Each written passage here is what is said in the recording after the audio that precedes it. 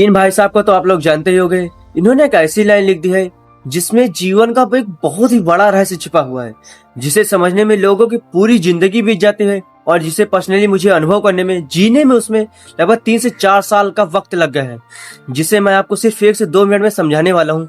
1 minute जा समझेगा। और वो लाइन है, accept everything with a smile. वैसे तो लाइन बहुत ही छोटी है, लेकिन इसमें बहुत ही बड़ा डीप मीनिंग छुपी है। एक एग्जाम्पल से समझने की कोशिश करते हैं। मान लेते हैं मैं सुबह 5 बजे उठना चाहता हूँ, लेकिन मैं सोकर उठाऊँ 7 बजे, ठीक है। तो मैं क्या करूंगा, आप भी अपने से रिलेट करके समझिएगा। मैं सुबह 7 बजे उठाऊं तो मैं सोचूंगा यार मेरे 2 घंटे वेस्ट हो गया, मेरा 2 घंटे टाइम वेस्ट हो गया, मैं ये कर सकता था, ये कर सकता था, लेकिन मेरे 2 घंटे मेरे चले गए। और मैं उसमें आप देखोगे तो लगभग आधा घंटा आप कहीं ना कहीं पछतावा करोगे। होता हम लोगों से यही, आधा घंटे तक लगभग पछतावा होता, 15 मिनट आधा घंटा हम उसी में जीते रहते, पछतावे में जीते, और हमारा आधा घंटा और वेस्ट हो जाता है। और हमारी जैसे जैसे आप पछतावा करते हो वैसे आपकी एनर्जी लो होती है, और जितनी ज्यादा आपकी एनर्जी लो होती है वैसे आप लो एनर्जी वाली चीजें अपने आप अट्रैक्ट करते हो। मतलब कुछ ना कुछ उल्टा सीधा फालतू काम करोगे, कुछ ना कुछ उल्टा सीधा वीडियोस देखोगे, मोबाइल है तो पास में, या फिर कुछ ना आप रील स्क्रॉल करोगे, कुछ ना कुछ उल्टा सीधा काम करोगे। और इस समय हम लोग यही करते हैं।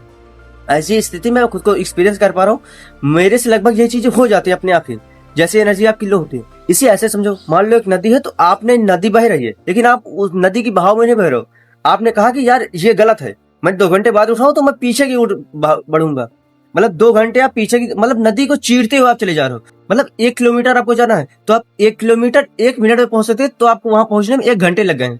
ये हो गए आप जब चीजों को एक्सेप्ट नहीं करते हो। तो आप समझते हैं, जब आप चीजों को एक्सेप्ट कर लेते हो, जो जैसी हो गई है उन्हें एक्सेप्ट कर लेते हो, तब क्या होता है।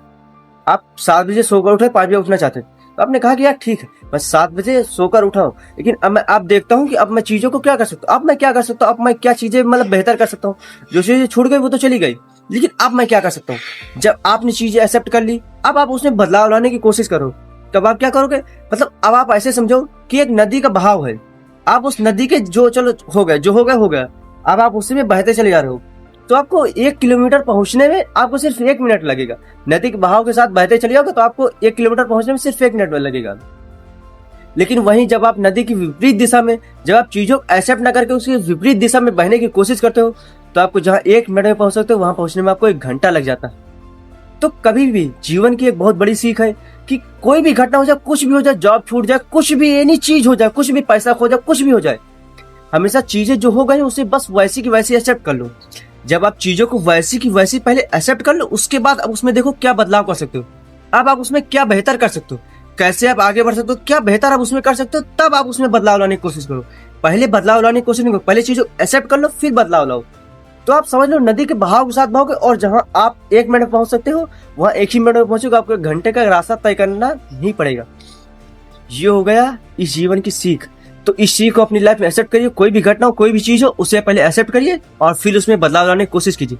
अगर आपने इसे समझ लिया तो आप अपनी लाइफ में कहां पहुंच जाओगे आप सोच भी नहीं सकते, कितनी जल्दी आपकी जिंदगी बदल जाएगी। इस लेसन को अपनी लाइफ में अपनाइए और अपनी जिंदगी को बेहतर बनते हुए देखिए। Thank you so much.